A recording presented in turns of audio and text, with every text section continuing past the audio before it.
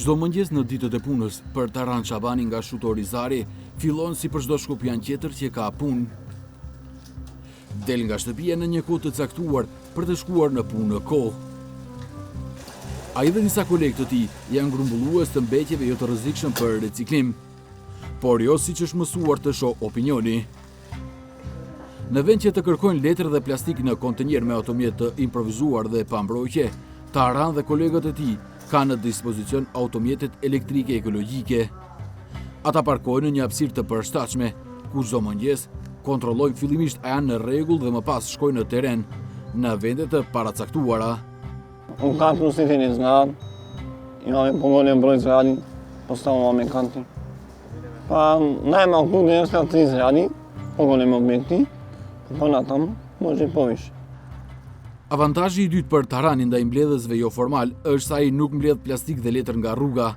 Detyra e tij është mbledhja e mbetjeve që mund të reciklohen nga ndërtesat e banimit. Në secilin kat të kësaj ndërtese në Karposhtë të Shkupit, Taran ka vendosur 2 kontenjer kartoni, njëri për plastik dhe tjetri për letër. Marrëveshja për vendosjen e tyre është nënshkruar nga banorët dhe ndërmarrja sociale Ready Recycling, kompani për të cilën punon Tarhani. Taki, siç e quajnë kolegët, është njëri nga të punësuarit në kompani, që ka synime të shumta, por kryesisht të ndihmojnë grumbulluesit e derigjeshëm jo formal që të formalizohen dhe në këtë mënyrë të ushtrojnë të gjitha të drejtat e punës, sigurimet shëndetësore, sociale dhe pensionale. Tatko mi собираше пластика наво, ама тоа беше неформален работник, приватен. Нема здравство, не беше пријамен. Тоа многу влијае на мене. Сега сум формален работник, пријамен сум, ми иде стаж. Për shkak se është i siguruar, të siguruar janë edhe 3 fëmijët e Tarhanit. Ja имам семејство и тоа многу влијае на нив. Повеќе тоа здравството влијае. Тоа осигурувањето ми е важно, платено е здравството со децата. Kjo mënyrë e grumbullimit të plastikës dhe letrës nuk është e mirë vetëm për të drejtat dhe pozitën sociale të punonjësve të Redit dhe familjeve të tyre, por edhe për mjedisin. Të kënaqur janë shprehur edhe banorët e ndërtesave ku Taki dhe kolegët mbledhin mbetje për reciklim. Мислам дека 2 пати неделно поминуваат. На почетокот првите 10 дена има мал застој, која се собра повеќе пластика и шишиња кои што комшиите редовно си ги фрлаат во новите редими. Така да сега поминуваат 2 пати неделно и искрено и празни се и контейнерите се празни, хартиените што ги имаат оставено, така да све подобро тоа изгледа неголи како што беше претходно да имаш насекаде фрлено и во влезови и надвор во паркови и така натаму. Aleksandër është i mendimit se iniciativa duhet të praktikohet në të gjithë Shkupin, sepse rritëve dijen për reciklim. Би требало за тоа што се создава друга навика, други вредности, добиваат луѓето на друго значење. После тоа ќе видиме како ќе биде нели целото, затоа што имаш и органски отпад кој што треба да се користи за ѓубрива и така натаму. Ndërmarrja sociale Redi aktualisht ka disa automjete dhe punonjës, por edhe plane shumë të mëdha. Ideja është që faza aktuale pilot të rritet në një biznes që do të hapte rreth 1500 të ashtu quajtura punë të gjelbra. Përkatësisht, mbledhësit që formal të bëhen formal dhe praktikisht të menaxhojnë vetë sektorin. Pronari i Redit është një organizatë qeveritare me të njëjtin emër. Personi që e drejton atë, Asip Zekir, thotë se ajo që po ndodh tani në teren është vetëm fillimi të parës nga gjithsej 3 fazat. Во моментов сме во првата фаза, односно собирање и транспорт на неопасен отпад, истата вклучува воспоставување на систем за примарна селекција во стамбените објекти, во домакинствата и во компаниите, каде што неформалните собирачи, односно веќе формализирани собирачи и вработени во Реди рециклажа, ги поставуваат кантите во стамбените објекти и ги сервисираат со нивно испразнување. Потоа ги транспортираме во собираниот отпад, го транспортираме во лиценцирано складиште, кое што понатаму врши дополнителен процес за рециклирање.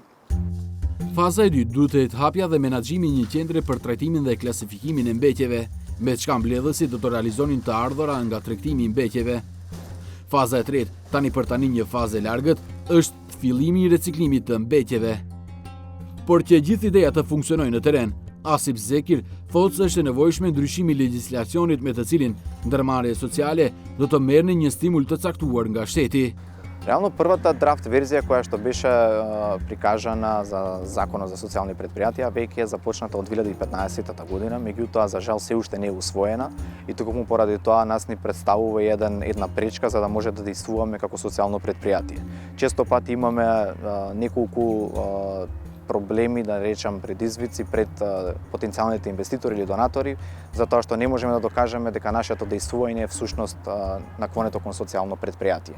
Исто така и од административна гледна точка и од финансиска гледна точка, навистина сме позади чекор назад од останатите претпријатија, поради тоа што ние сме сепак социјално претпријатие, меѓутоа девуваме и сме под еден ист закон како и останатите претпријатија. Ndërsa shteti, më saktë Ministritë e Punës dhe Politikës Sociale dhe Mjedisit tashmë kanë treguar dhe premtuar mbështetje për Redin, por edhe për ministra të ngjajshme. Por sipas njeriu të parë të Mjedisit, mbështetja nuk duhet të jetë domosdoshmërisht nëpërmjet një ligji të ri. A ka nevojë për ligj specifik për ata? Tash kjo është një bisedë që ne si qeveri, normalisht si shtet, do ta mbajmë bashkë me Ministrinë për Punë dhe Politikë Sociale. Deri në miratimin eventual të një ligji të ri, Nureddini thotë se ndërmarrjet sociale si Redi duhet të përdorin ligjet për menaxhimin e mbetjeve të miratuar së fundmi. Ndër të tjera, ata përshkruajnë çdo kompani që gjeneron venturina të paguaj paraprakisht për grumbullimin e tyre.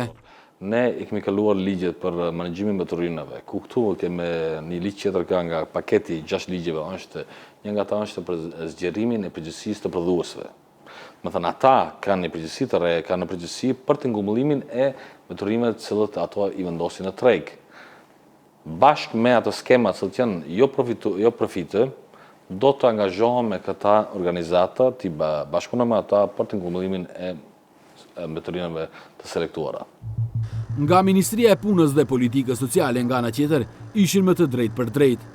Thonë se me mbështetjen e ekspertëve të BE-s, po punohet për një ligj të ri.